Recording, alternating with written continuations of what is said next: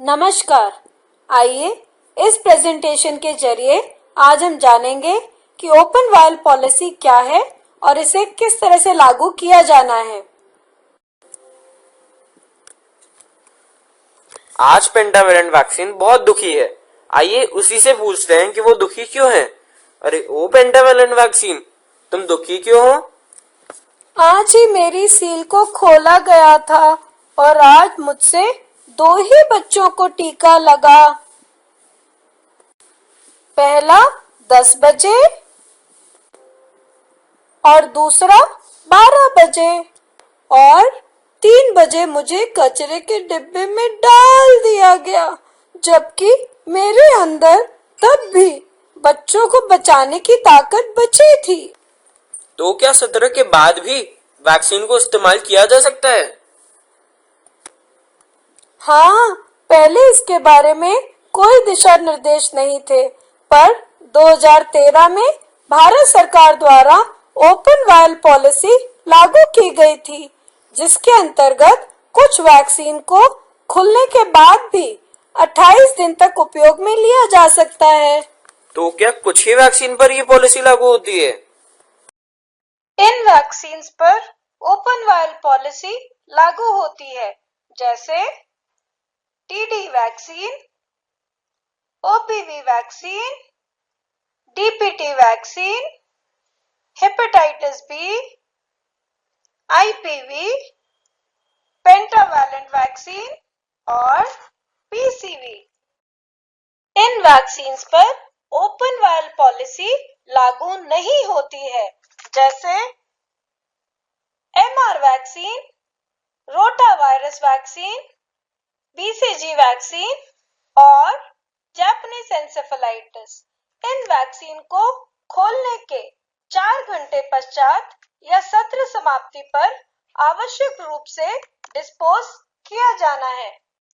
पर open vial policy को लागू करते समय हमें 5 शर्तों का ध्यान रखना होता है, जैसे एक्सपायरी तारीख ना निकली हो, खुली वायल को लाने, ले जाने व स्टोर करते समय शीत श्रृंखला निरंतर बनी हुई हो, वैक्सीन वायल का सेप्टम पानी या अन्य किसी चीज से दूषित नहीं हुआ हो, वैक्सीन को काम में लेने से पूर्व वायल पर दिनांक व समय अंकित किया गया हो और वैक्सीन वायल का वीवीएम मॉनिटर स्वीकार्य अवस्था में हो।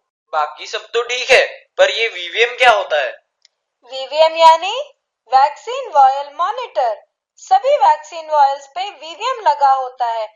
यह गर्मी से होने वाले वैक्सीन के नुकसान की जांच करता है।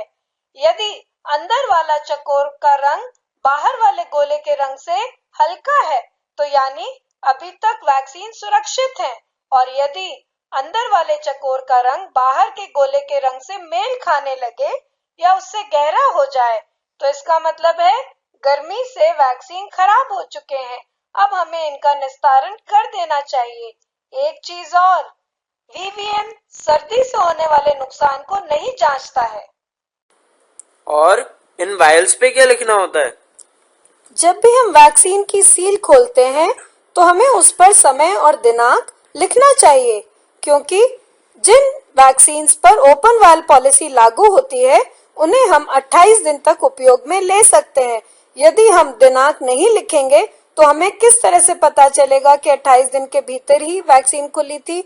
और साथ ही में जिन वैक्सीन पर ओपन वायल पॉलिसी लागू नहीं होती है उन्हें हमें 4 घंटे तक ही इस्तेमाल कर सकते हैं। अगर हम उन पर भी समय नहीं लिखेंगे तो हमें 4 घंटे का पता ही नहीं चलेगा।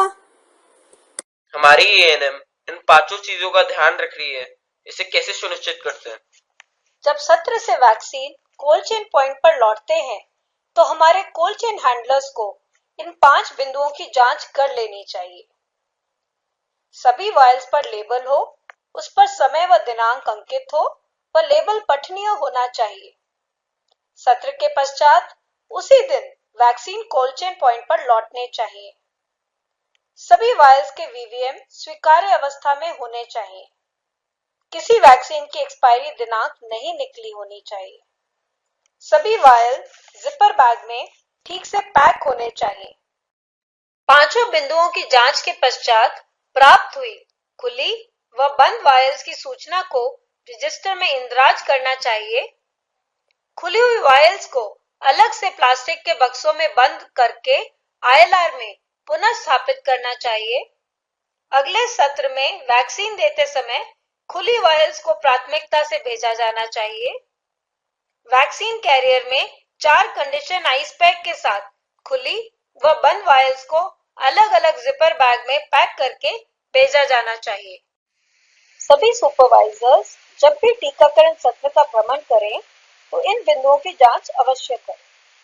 सभी खुली वायलों पर दिनांक व समय अंकित हो, किसी वायल की एक्सपायरी की दिनांक नहीं निकली हो, सभी वायलों का वीवीएम स्तर स्वीकार्य अवस्था में हो, टीकाकर्मी संक्रमण रहित प्रक्रिया का उपयोग कर रहे हो, वैक्सीन उसी दिन वितरित किया गया हो व उसी दिन वापस भी जा रहा हो।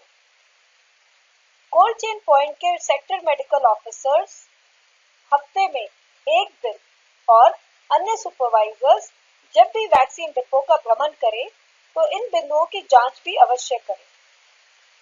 पूर्व में खुली हुई वायलों को पहले वितरित किया जा रहा हो, वितरण से पूर्व वीवीएम की जांच हो रही हो, एक्सपायरी दिनांक की जांच हो रही हो, टीके जमे होने व उससे संबंधित लक्षणों की जांच हो रही हो, सभी आइस पैक को सही तरीके से कंडीशन किया जा रहा हो, सभी वैक्सीन्स को जिपर बैग में डालकर ही वितरित किया जा रहा हो, टीके सत्र के दिन ही वितरित किए जा रहे हो और वापस आते हो, सत्रों के बाद वायलों की जांच के पश्चात ही अलग से प्लास्टिक के डब्बों में पैक करके ILR में रखा जा रहा हो, ILR व डीप फ्रीजर के तापमान की नियमित रूप से दिन में 2 बार जांच हो रही है।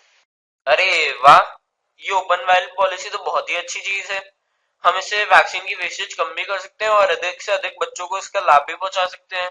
अब तो हम इसे लागू करके ही रहेंगे।